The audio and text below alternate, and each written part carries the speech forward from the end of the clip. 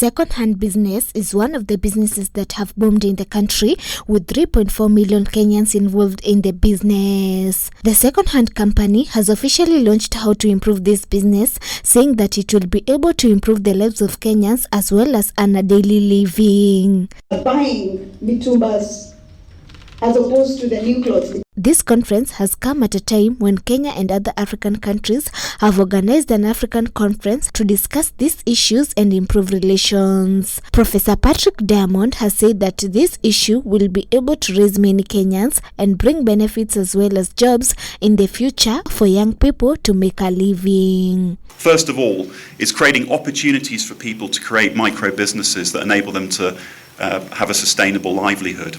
In particular for women and young people who in some countries find it difficult to access the labour market, Mitumba is an excellent way of providing them with sustainable jobs that can give families the livelihoods. East African country member states should work together, they should cooperate to further deliver the benefits that this sector is providing. The chairperson of the second-hand union, Pastor Teresia Wairimu, said that many Kenyans are focused on this business of selling clothes and many of them make a living through this work.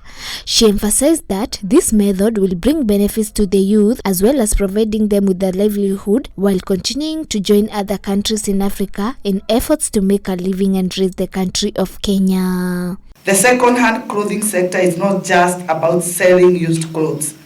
It represents a powerful force for economic growth, environmental sustainability, and job creation in East Africa.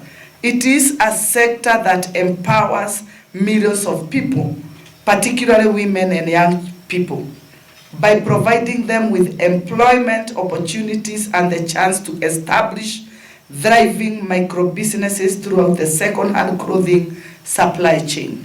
She welcomed the call to work with foreign countries as one of the many ways to be able to bring textile industries and raise the country's economy to enable the environment to grow. Now I pray that we recognize instead that reducing the size of the second-hand clothing industry is not the solution required. It is time to embrace its potential and work together to create a prosperous, sustainable, and inclusive future for East Africa. The world is awakening to the environmental imperative of extending the life of clothing through reuse and reducing textile waste.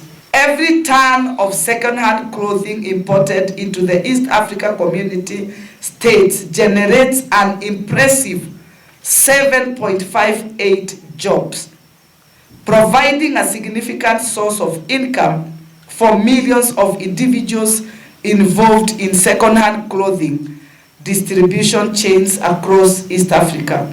Second-hand clothing is one of the biggest market, and Mitumba Institute has launched a drive that will continue to import its clothing and will create jobs for the youth.